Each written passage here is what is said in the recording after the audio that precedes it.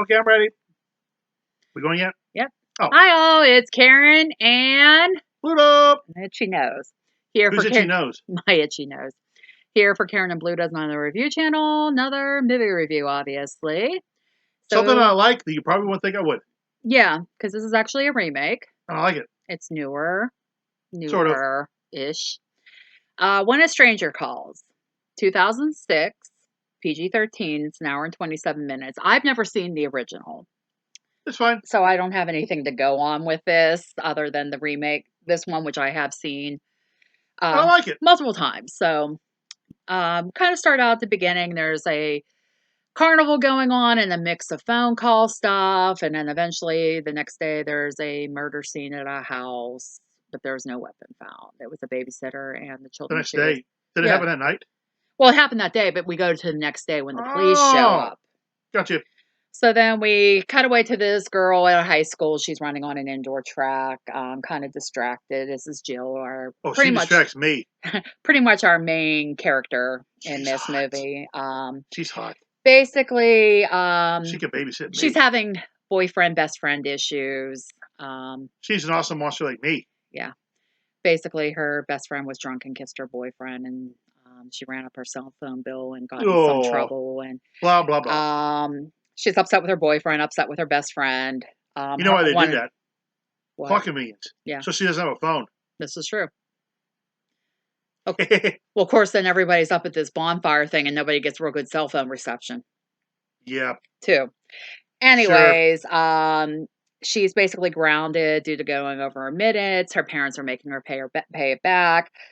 So she has to babysit that night. Yep. For a family to kind of make payment towards the cool house cell phone bill. So we have a couple of high school things go on, and then her dad's driving her. Yeah, but nobody cares about that. Get to the good stuff. To babysit, and it's just kind of going on like, this is teaching you responsibility. If you need anything, call me. So on and so forth. The house is cool. So it's this massive house in the middle of nowhere with this lake around it. It's maybe I should have crashed there. Yeah, really. And she can babysit me. So she shows up. It's the Jarakuses, I believe the last name is. What? I thought it was Mandrakis. Mandrakis. I can't remember. Dr. Mandrakis. Okay. So I guess Jill came recommended from another family they were friends with, the Thompsons, and they were just excited to get a babysitter at the last minute. I'd be excited for her to come over. The mom showing her around the house and everything, and they're getting ready to leave. And the big thing is there's automatic lights in this house too. Just kind of plays. That's weird, but kind of cool. Yeah. She asked, it's so funny, they're getting ready to leave, and Jill's like, what about the kids? And they're like, oh, this first bedroom up on stairs on the right. Whatever. They're coming up, they're getting over the flu, so they're sleeping. You shouldn't have anything to deal with for the night. Sounds good to me. So they leave. She's kind of just hanging around this house, walking around, looking at things. Well, then she hears all these noises and goes walking. Well, here in the center area of the house, they have like an enclosure with birds and fish and everything. And here the housekeeper, Rosa's in there feeding the fish and the birds. Yep. So we get Jill's still walking around. Well, she's back in the living room. The phone rings. She answers. It's a bad connection and it ends. So later she's on the phone talking with her one other friend, and she's like, oh, well, Bobby was asking for the number. And she goes, well, just give it to her. And her friend's like, no, because we know what's going to happen. You're going to cave and go back with him. She goes, it's just better to get this done and over with. Go ahead and give him the number for here. She should go with me.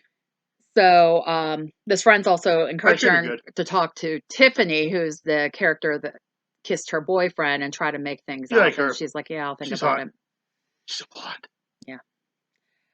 So while Jill's in the house alarm goes off that they gave him the code to, so she hurry up, put the code in, and the alarm company calls to confirm everything's okay. And she goes, yeah, I'm just Jill, the babysitter. Well, she has to call the owners to make sure she's allowed to be there. And Jill's like, oh, okay, whatever.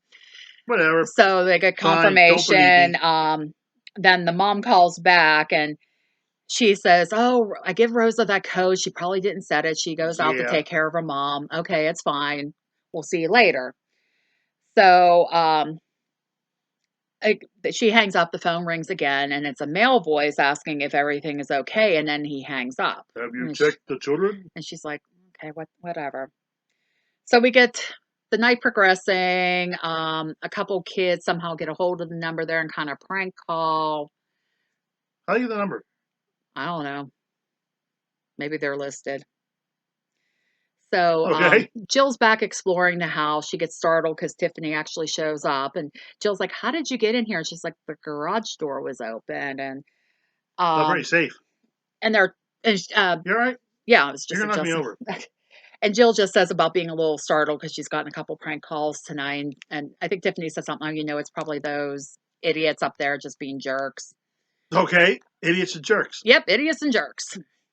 Um, Tiffany kind of makes up an excuse, like apology. She's trying to apologize. She goes, "But you know what happens when I drink tequila?" Yeah.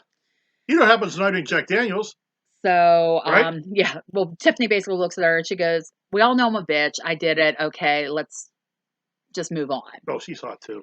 Um, I want both of them. She said, and then Tiffany's trying to find something that they can do a truth shot, and Jill's like, "You need to go. I'm babysitting." So Tiffany's like, "Fine, I'll leave. I'll talk to you The later." kids are fine. Have a And drink. it's storming and windy outside, of course. Of Tiffany course. goes leave and she starts freaking out because she's hearing different noises. Well, she backs down the driveway and here there's this large branch blocking the gate to get out. So she gets out of the car and gets attacked. I guess you don't We really see it. Yeah, we don't really see anything. So we get the back to Jill and somebody's banging on the door, but when she opens the door, nobody's there because she thinks it's Tiffany. She goes, What did you forget, Tiffany?" And nobody's there. So she rearms the system and locks the door. Well, Bobby calls That's when she starts getting scared. and she's like, "It's a bad connection." He goes, "Yeah, nobody can get real good cell reception up where we're at." Yeah, of course. And then she asks, "Well, have any of your friends been pranking me?" He goes, "Well, I don't know. Let me go ask." And he starts walking away to ask somebody, and the call gets disconnected. She tries to call him back, and the call won't go through. The Yep. phone rings again, and it says it's coming up on caller ID, and it says Tiffany's name. And she answers it. She's like, "Tiffany, I know it's you." And there's this male caller. I don't know what he says, but I think it's like, it's not Tiffany. or something like that, and totally freaks her out. So she That's funny. starts calling, trying to find the Mandrakises. Tries to call. I think she tries to call her parents too, and can't get a hold of them. Like she can't get a hold of Let's go to anybody. Dad. And then she eventually calls the police, and she's like, "I'm just freaking out." Well, then here in the middle of all this, I mean, she says about the caller, and they're like, "Well, have they really threatened to do anything?" And she's like, "No." And he's like, "Well, there's nothing really we can do." Um, well, then she looks outside and sees Rosa's car still there, and she's like, "Oh, Rosa's still here. I thought she left." And he's like, "Well, there, you're not alone." So Oh, she she's go there, all right. Josie. Joe.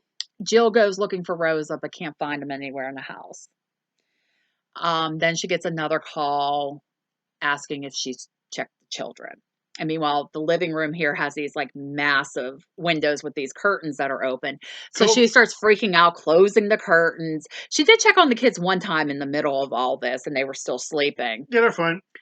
And she calls the police back and it's like he can see me, and it's the same officer she talked to, and he's like, "What do you mean?" And she was saying, and he goes, "Okay, well, there's one thing I can do. If he calls, get him to stay on for at least 60 seconds and we can try to trace the call." They couldn't trace it quicker than that? It's I don't 2006. um They could trace it quicker and Scream. Sorry, I messed you up. oh, anyways, another call comes through and she's trying to keep him on the line. He doesn't say anything and it hangs up. Well, But there's a guest house outside too that apparently their college age son sometimes comes and stays at, but he doesn't always call. Well, a couple lights flicker on over there, and she thinks, "Oh, he's there." So she goes, leaves the house. Todd, that's his name. Todd. I couldn't remember. I thought I wrote it down. So she goes out, and of course it's windy and everything else right now. She's carrying a flashlight. She gets over there, but nobody's there. All of a sudden, the line at Todd's place rings, and she picks up the phone and she keeps the person on for 60 seconds, but it's the wrong line. And she realizes it after the fact. That's funny. So she looks back out the window because she's kind of leery about going back outside. And she sees a light flicker on. That's where Rosa's room would be. And she's like, "Oh, there's Rosa." So she goes back over to the house, goes in search of Rosa, but still can't find him. Her. Him? Who's him? Her. Him, her. Um, He, she. the caller Her, she. calls again, the main line, the line they're tracing, and she was like, "What do you want?" He says about wanting her blood all over him. Yeah, that's sexy. Of course, she freaks out and she's standing there. Well, then the police call back, and we get the infamous line: "The call is coming from inside the house." Didn't see that coming. In the middle of all this, the power goes out. And then there's a cell phone ringing on the floor because she's up in Rosa's bathroom at this point. She turns around to the light and finds Tiffany dead. No blood or anything, so we're assuming strangled. So Jill at this point goes running down to the kids' room, which I love the name for the kids in this movie. Kids. They don't have names. Oh, yeah. She just calls them kids. I couldn't remember. And I just died laughing with it. Kid. I don't know why. Hey, kid. Kid so, one and kid two. Basically, she goes to look for them, and here they staged up pillows in their bed to look like they were sleeping in it. So I don't know if they got freaked out or not. Well, here she goes into another room that's attached to this bedroom and finds them hiding in one toy box. Well, then the killer is in the house trying to get to them. So they climb out a window that leads to this center area of the house where the fish and the birds are at. The cat's eating the bird. And I said, though, too, like when they're in there, they're able, because the automatic lights are kind of able to track, because the power comes back on, they're able to track at points where the killer is in the house. Okay. But at one point, the lights are coming on, and all of a sudden, it's the damn cat, Chester. Yeah, we have to have a cat. Why not a dog? So eventually they turn around and the killer's standing outside one of the windows of this central thing, like just looking at them. Yeah, he's kind of cool. So he's creepy. There's a machine that brings like a spray that you really can't kind of see through there. So Jill triggered, I guess it goes off automatically. Well, Jill triggered it to go off so they can try to hide and escape. Basically the kids hide off in this one corner area, and Jill ends up going into the water, but at one point when she dives underwater, she finds Rosa's body as well. So she was still there. Yeah. So eventually the killer unlocks the door to come in to try to find them. She motions for the kids to try to get out of there. We'll hear the spray kind of stops right before the kids get out the door and they go running out. We'll hear they go to the main door to get out of the house, but Jill had put this upper lock on the door and the kids can't reach it. So you think they could have got out of there? I don't know. So the killer eventually finds out Jill's under this bridge that he's on. And he's trying to drown her, and she eventually tips the bridge over with him on it, and then she eventually gets. She's strong. Yeah, she gets away, gets to the door. He grabs her hair though, and she closes the door to lock him in, and she actually pulls. So there's like hunk of her hair comes out. That's kind of funny. But I mean, desperate times call for desperate measures. Desperate men. Desperate men. You said that. So, she eventually goes back trying to find the kids, and she actually finds them hiding in the fireplace. Which, if that would have got turned on, it would have been big issues. That'd been funny. Well, then as she's walking out, she starts seeing birds loose in the house, and here she broke out. The killer broke one of the windows, and there's Chester eating one of the canaries. That was kind of funny. So they go to get out. Somehow she's trying to escape. The killer corners her.